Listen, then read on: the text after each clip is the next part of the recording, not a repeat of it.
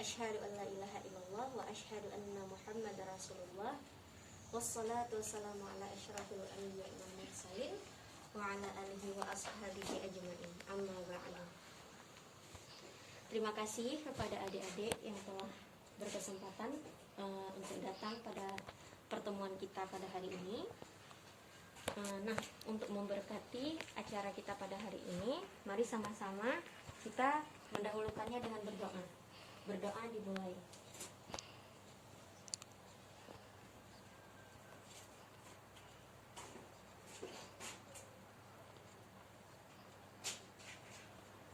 Selesai. Bagaimana adik-adik hari ini kabarnya? Sehat semua? Alhamdulillah baik, alhamdulillah sehat ya. Nah, jadi pertemuan kita kali ini yaitu kalian tahu nggak kenapa kakak mengumpulkan kalian? Seperti yang kakak bilang tadi, kakak mengumpulkan kalian untuk melaksanakan bimbingan kelompok. Kak, apa sih bimbingan kelompok itu? Ada yang tahu nggak sebelumnya bimbingan kelompok itu apa? Kemukakan, nggak apa-apa, kemukakan aja pendapat kalian gitu.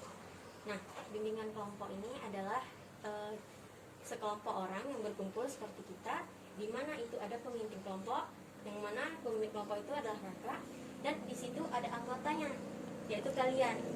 Kita memanfaatkan dinamika kelompok, di mana kita saling berinteraksi dan tukar pendapat. Jadi adik-adik nanti jika ada yang ingin bertanya, bisa silakan untuk angkat tangan, ataupun jika ada yang mau mengemukakan tanggapan, pendapat, itu boleh angkat tangan. Jadi kita semua di sini berinteraksi secara aktif, ya. Oke. Nah, kalian di sini udah pada kenal semua kan? Udah. Nah, kakak kan belum kenal akrab juga sama kalian.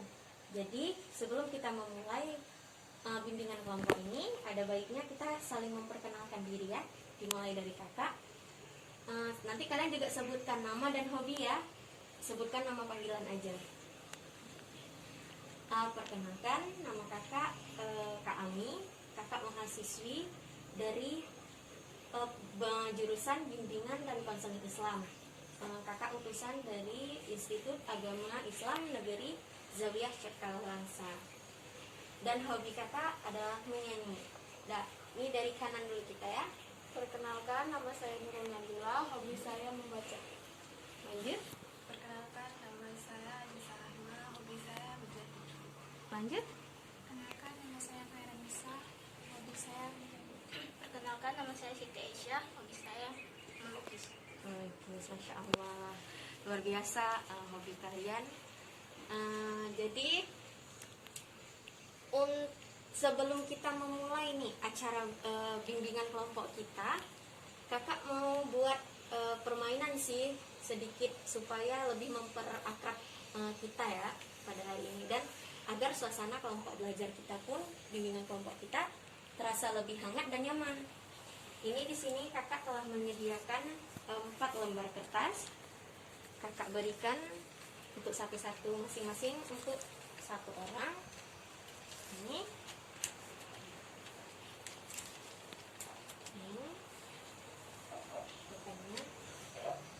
Nah, di kertas itu kakak mau kalian kita ini buat game karena dan mengapa.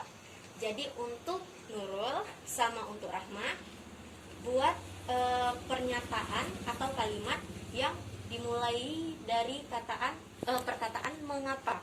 Terserah kalimatnya apa aja. Tapi buat 2. Di situ kan ada nomor 1 dan 2. Ada nggak? Nggak ada ya. Buat pokoknya 2. Nanti yang nomor 1-nya mengapa. Terserah kalian sambung kalimatnya apa. Untuk Rahma sama Nurul ya. Mengapa. Yang keduanya itu juga mengapa. Untuk Rahma sama Nurul. Nah, untuk Khaira dan untuk Aisyah itu buat pernyataan dalam bentuk kalimat yang pertamanya karena. Nanti yang nomor 1-nya karena titik-titik, terserah apa aja kalimatnya. Nanti yang nomor 2 gitu juga, karena terserah apa kalimatnya. Nah, udah bisa dimulai.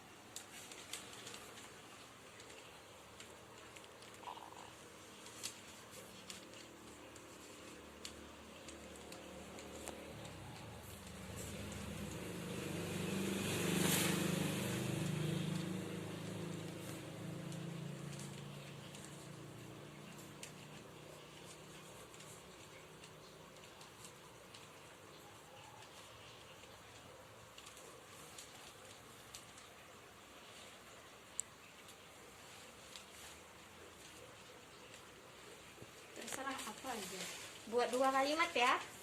Nanti kita akan bertukar kertas. Kita baca sama-sama.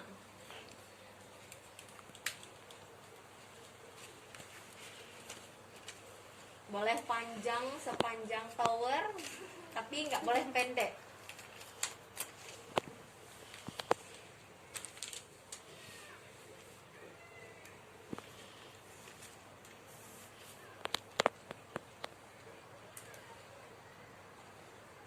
Untuk Nurul dan Rahma, mengapa. Untuk Haira dan Aisyah, karena. Nanti akan kita sambungkan.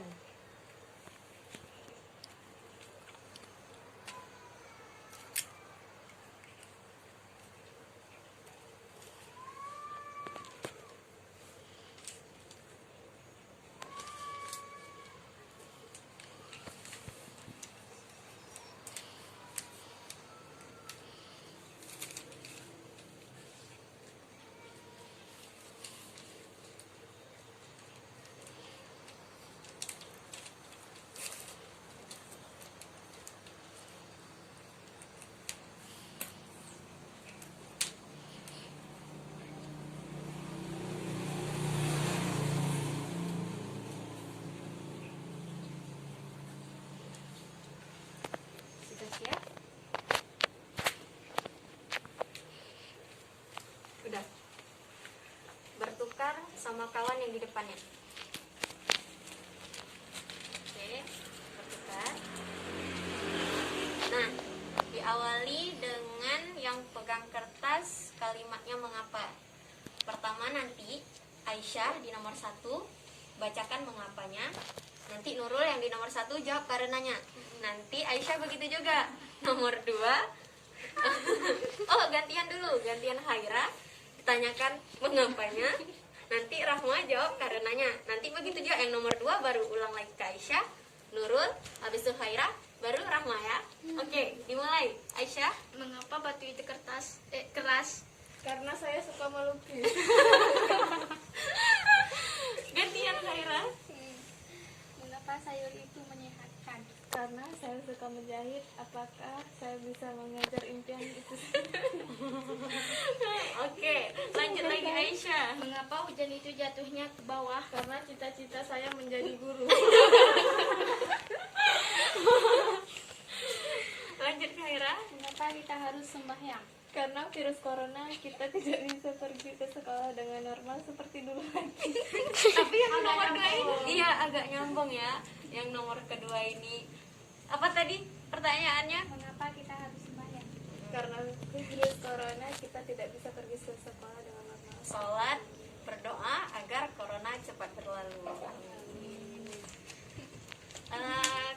Kakak rasa kita udah cukup akrab ya. Semoga kedepannya terus kayak gini ya dalam waktu jangka pada bimbingan kelompok. Nah, jadi untuk pembahasan awal di sini kakak seperti yang udah kita sepakati bersama, kakak akan menjelaskan materi tentang pengaturan dan penggunaan waktu yang efektif, kayak gitu. Dimana ini penggunaan waktu kalian dalam belajar, bermain, dan waktu senggang kalian ataupun dalam membereskan rumah gitu. Nah, kalian pernah sadar nggak kalau misalnya kita ini masing-masing individu setiap harinya kita itu telah merencanakan sesuatu yang akan kita kerjakan hari esok, gitu nggak kalian? Kadang-kadang. Tapi ya kadang-kadangnya kalau nggak merencanakan sesuatu itu mungkin sekali 2 kali, tapi pastinya di setiap harinya kalian akan memikirkan apa yang akan kalian lakukan untuk esok hari kan. Nah, kalian pernah nggak ngerasain ketika kalian hari ini udah merencanakan sesuatu tapi besoknya itu nggak terlaksana? Pernah nggak kayak gitu? Pernah. Kira-kira kalau misalnya dari Nurul, kenapa bisa kayak gitu? Mungkin karena situasinya. Situasi. Kalau Rahma, kenapa kok bisa kayaknya nggak terlaksana? Karena Perencanaan. ada pekerjaan yang lainnya gitu ya. Kalau misalnya Khaira, kenapa kira-kira? Karena keadaan. Keadaan juga. Nah, kalau misalnya Aisyah nih, kenapa? Pernah pasti kan? Pernah kan kayak gitu? Pernah. Nah, kenapa? Mungkin karena keadaannya. Oh, keadaannya. Itulah kadang hari ini mau merencanakan besok cuci piringnya mau jam 6, tapi karena terakhir ada pekerjaan lain, cuci piringnya jadi jam 10 gitu ya kan. Nah, di sini kakak mau menginformasikan juga sama kalian bahwasannya ketika kita ketika kita telah merencanakan sesuatu, itu kita harus benar-benar berkompeten, kayak mana ya bilangnya, harus menyesuaikan sama diri kita. Istilahnya kita harus berjanji pada diri kita untuk yang hari esok ini terlaksana apa yang telah kita rencanakan di hari ini gitu. Nah, di sini juga kakak mau kasih tahu untuk kalian bahwasannya agar perencanaan yang kita lakukan hari ini bisa terlaksanakan dengan besok, itu punya strategi-strateginya tersendiri. Karena kalau kita nggak melakukan itu dengan strategi, itu nggak akan berjalan dengan baik, gitu. Mau nanya Kak, gimana cara ngatur waktu yang efektif Kak? Nah, pertanyaan yang bagus. Cara kita mengatur, di sini kakak akan menjelaskan cara-cara mengatur waktu yang efektif, gitu. Nah, di sini yang pertama ada cara merumuskan tujuan kita dengan baik dan tepat. Terkadang kita udah buat rencana, tapi kita nggak punya tujuan. Terkadang pernah nggak kalian juga mikir, aku hari ini buat rencana, tapi kalian nggak pernah mengikuti tujuannya kayak gitu. Ya buat rencana aja, tapi tujuannya nggak ada. Pernah nggak kayak gitu? Kira-kira pernah nggak? Pernah kayaknya. Pernah. Nah, gara-gara kalian tidak merumuskan, tidak memasuki tujuan atas hasil perencanaan kalian, itulah salah satu yang membuat perencanaan kalian hari ini itu gagal di esok hari. Karena apa? Karena kalian nggak fokus untuk mengerjakan itu gitu. Nah, yang kedua itu yaitu membuang kebiasaan buruk. Nah, dari kebiasaan buruk inilah adalah hal yang paling menyita waktu kita. Misalnya terlalu berlebihan menonton TV, terlalu berlebihan bermain gadget, bermain media sosial, kayak gitu kan. Nah, hal-hal yang kira-kira tidak kurang atau kurang bermanfaat, itu kalian batasi. Kalau misalnya kalian batasi, itu akan mengefektivitaskan perencanaan kalian yang kemarin itu terjadi hari ini dengan baik, gitu. Nah, selanjutnya yang ketiga yaitu istirahat dengan cukup. Karena istirahat yang cukup itu akan menghasilkan badan dan pikiran yang sehat. Badan dan pikiran yang sehat akan memudahkan kita melakukan sesuatu. Yang terakhir itu, ini sih yang paling penting ya. Kakak sih maunya kalian juga menerapkan dalam kehidupan kalian sehari-hari. Yang terakhir itu yaitu membuat list, yaitu daftar kegiatan. Kayak gitu. Pernah nggak di antara kalian yang udah pernah buat list daftar kegiatan untuk pekerjaan kalian sehari-hari? Di sini ada yang udah pernah belum? Aisyah pernah? Belum. Kalau Khaira? Pernah. Itu tentang apa? Itu karena kemarin saya Ah. mau ngatur, maksudnya mau sesuai semua aturan-aturan di sana. Oh, Karena kan kita sering lupa. iya. Tulis. Nah, itu setelah Khaira menulis itu terjalan nggak perencanaan itu dengan baik? Kalau di sana jalan, Berjalan. tapi kadang-kadang enggak juga. Kalau Rahma pernah? Belum. Oh, belum pernah. Nurul? Belum. Belum. Oke. Untuk Rahma, untuk Nurul, untuk Aisyah yang belum pernah melakukan list pendaftaran, coba diikuti Khaira yang udah pernah menulis list kegiatan. Tapi jangan lupa Khaira, karena kan tadi Khaira bilang walaupun udah nulis ada yang tidak terlaksanakan.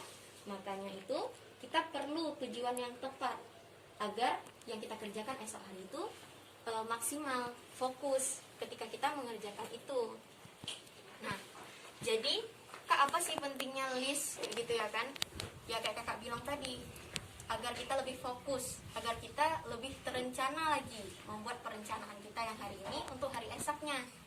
Jika kalian hari ini kalian boleh menulisnya itu kapan aja, entah waktu senggang, sore-sore gitu kan. Ambil pulpennya, ambil kertasnya, kalian tulis apa aja sih yang harus dilakukan besok. Itu tulisnya dari awal, dari kalian bangun tidur. Aku seharusnya bangun tidur jam berapa? Misalnya jam 5:30. Buat 5:30 itu apa aja yang pertama? Sholat subuh. Setelah sholat subuh apa? Baca Quran, murajaah, atau langsung belajar gitu. Pokoknya list aja terus. Nanti setelah itu kalian mau ngapain? Mau olahraga. Nah, ya udah olahraga gitu. Setelah olahraga kalian mau ngapain? Mau beres-beresin rumah. Beres-beresin rumah, tulis aja listnya. Apapun, sekecil apapun kalian tulis. Setelah kalian tulis, jangan lupa juga terterakan tulisan di list itu untuk kalian istirahat. Jangan semua pekerjaan tapi istirahat gak kalian tulis. Dan waktu senggang juga kalian tulis. Karena apa? Itu akan membantu kalian lebih refresh. Seperti itu. Kira-kira sampai di sini ada yang ingin bertanya? Ada nggak? Entah. Kak, saya mau bertanya. Nurul, silakan bertanya. Bertanya apa? Kan Kak, kita tadi udah membahas tentang list. Nah, Nurul misalnya udah buat list nih sama tujuannya, tapi karena situasi mungkin ada 1, 2, 3 tuh yang nggak bisa kita jalanin. Kayak mana tuh Kak? Nah, kayak Kakak bilang tadi kan, ketika kita udah membuat list, kita kan harus merumuskan tujuan. Dan ketika kita udah merumuskan tujuan, kita harus berkomitmen sama diri kita. Agar apa? Agar hal-hal yang kita rencanakan yang udah ada dalam list tadi terlaksanakan gitu. Usahakan terlaksanakan dengan baik. Agar apa? Agar kita itu pun akan mengajarkan kita lebih fokus ke dalam hal-hal yang ingin kita rencanakan. Begitu deh.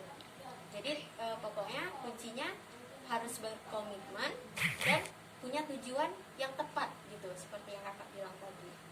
Bagaimana Nurul? Pas? Pas.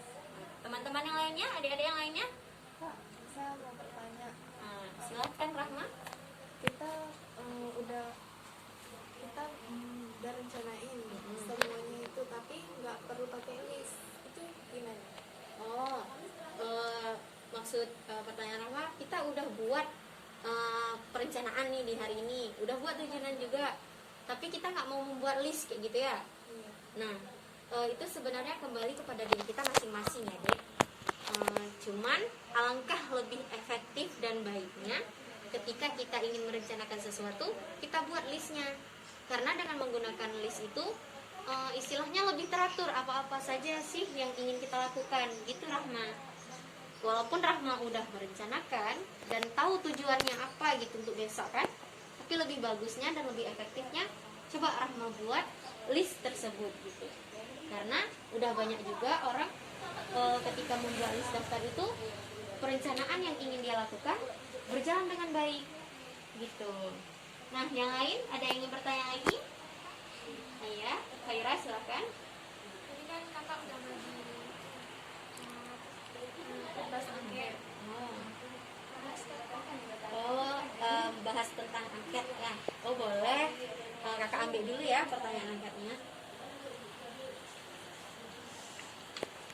Nah, ini adalah angket analisis kebutuhan materi pelayanan BK. Tadi masing-masing dari Aisyah, dari Khaira, dari Rahma, dan juga Nurul udah mengisi angket ini kan? Udah. Oke, ini kita bahas tentang angket ini. Nah, pernyataan yang pertama itu, saya sukar untuk memulai berkomunikasi dengan orang lain. Siapa yang punya masalah sulit berkomunikasi dengan orang lain? Coba angkat tangan. Semua. Kakak mau tahu alasan dari Aisyah dulu. Kenapa sih kok sukar berkomunikasi dengan orang lain, untuk memulai komunikasi dengan orang lain?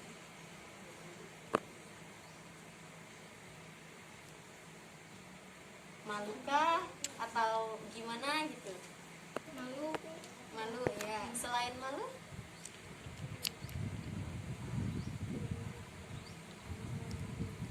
ada perasaan kurang berani gitu ya. Jadi kalau misalnya mau ngomong sama orang itu, Aisyah gimana? Tunggu orang lain ngomong dulu baru Aisyah berani ngomong gitu. Oh. Kalau misalnya Khaira sama gitu juga. Rahman? Iya gitu juga sih. Gitu Kadang juga. nggak ada mau bahas topik apa lain gitu loh, makanya yang suka mau memulai topik dulu. Oh, jadi lebih baik nunggu orang gitu ya. Kalau misalnya dari Nurul sendiri? Kalau dulu yang pertama nggak pede, yang kedua mungkin karena masih awal, masih Oh, belum tahu sifatnya ataupun dianya tuh kayak mana. Jadi kurang. karena belum kenal ya. Makanya tadi ada pepatah yang mengatakan kayak kakak bilang pertama, tak kenal maka tak sayang. Nah, kan tadi pernyataannya itu saya sukar untuk memulai berkomunikasi dengan orang lain. Nah, kalau misalnya dari Nurul sendiri, apa sih yang harus kita lakukan supaya kita itu berani untuk berkomunikasi dengan orang lain? Kalau menurut sendiri yang pertama ngikut-ngikut nimbrung, ngikut-ngikut bicara-bicara, akrabin diri dulu, sesuaikan diri dulu. Ya udah nanti pasti akhirnya akrab sendiri. Kalau misalnya dari Rahma, Ya berani-beraniin diri buat bicara lah. kalau Khaira harus berani ya, harus berani bicara.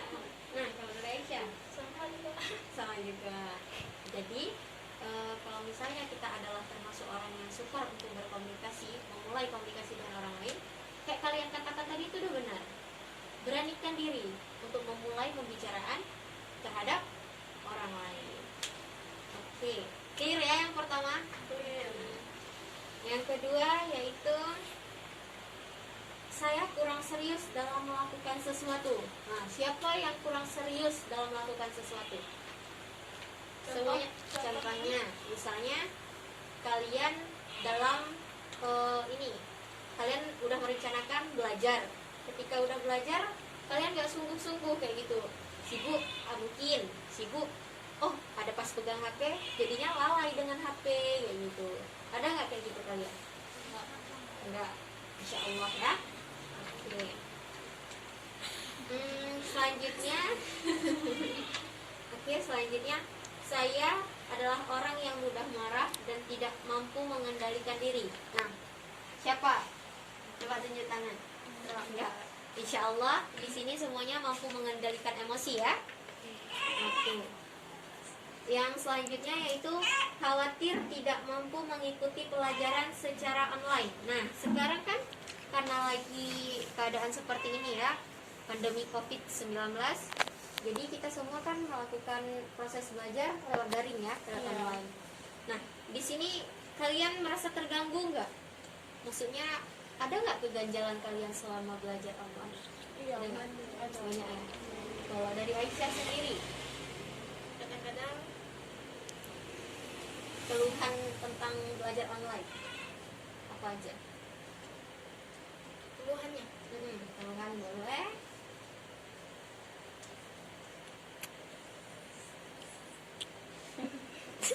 Apa aja keluhannya? Misalnya entah apa namanya, susah, nggak ada jaringan. susah, ada paket kadang-kadang. Kalau Khaira, Khaira belajar daring juga enggak? Oh enggak, karena langsung ya. Untuk langsung kita skip ke Rahma ya. Rahma, gimana? Apa keluhannya? Susah untuk dipahami, kadang kalau ada soal susah untuk pahaminya. Kalau biasanya kan di sekolah guru yang menjelaskan, kalau sekarang kan secara daring, jadi susah untuk pahami. Jadinya kita kayak harus mengerti sendiri gitu ya. Kalau Nurul, Kurang leluasa untuk bertanya sama guru kalau nggak paham Kak. memang iya sih, apa namanya, selama pembelajaran dimulai di lewat daring ini banyak keluhan memang ya dari para pembelajar itu sendiri gitu. Semoga ya kita berdoa aja semoga pandemi COVID-19 ini cepat berlalu sehingga kita bisa melakukan tatap muka dan belajar seperti biasa.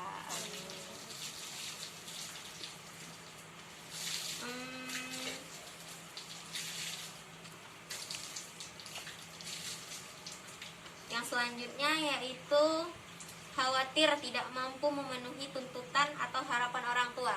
Ada nggak dalam hati kalian? Takutlah seandainya aku tidak bisa memenuhi keinginan orang tua, aku ingin menjadi seperti ini. Pernah nggak terlintas sama kalian? Pernah ya.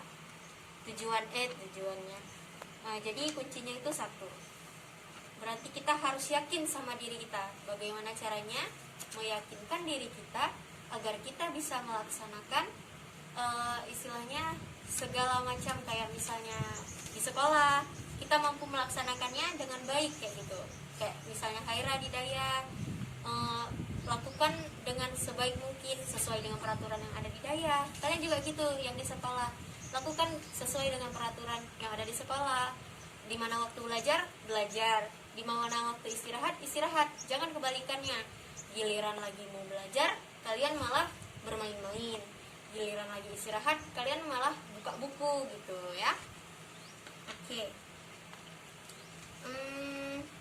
Yang terakhir yaitu, kalian pernah nggak merasa terganggu oleh kesalahan atau keburukan yang orang lain lakukan? Pernah nggak? Pernah. Kalian risih gitu ketika melihat orang lain buat salah, tapi kalian yang risih. Kesalahannya kayak mana, Kak? Misalnya ada kawan kalian yang kurang, kayak mana ya bilangnya, kurang adab mungkin ya, bisa kita bilang kurang adab di sekolah atau di Daya gitu kan. Ketika ada orang, seharusnya kan kita kalau di depan orang tua, secara udah adat-adat kita, kalau misalnya jalan di orang tua kan nunduk sedikit gitu ya. Tapi ada yang nggak nunduk gitu jalan di depan orang tua. Kalian merasa ganjal ya kita lihat, kok kayak gitu? Ada nggak? Pernah nggak? Ada. Itu berarti di dalam diri kalian masih terdapat nilai dan norma. Berbahagialah kalian. Oke. Mungkin dari angket ini udah terbahas semua ya. Kira-kira ada yang masih mengganjal atau kurang paham, atau ada yang ingin ditanyakan atau ingin menanggapi? Ada lagi nggak? Oke. Karena tidak ada yang ingin bertanya lagi, berarti bimbingan kelompok kita hari ini kita padai sampai di sini ya. Kakak ucapkan banyak terima kasih kepada kalian yang telah menyempatkan waktu untuk melakukan proses bimbingan kelompok ini bersama kakak. Semoga yang kita bahas pada hari ini, materi hari ini, dapat bermanfaat untuk adik-adik semua. Dan kakak harap juga kalian dapat melaksanakan hal-hal yang sudah kita bicarakan tadi dengan sebaik mungkin. Kakak ucapkan terima kasih. Mari sama-sama kita ucapkan hamdalah bersama. Alhamdulillahirrahmanirrahim. Dan kita akhiri dengan kakak akhiri dengan wassalamualaikum warahmatullahi wabarakatuh. Waalaikumsalam warahmatullahi wabarakatuh. Kita nyanyi sayonara ya bareng-bareng sambil salaman. Sayonara sayonara.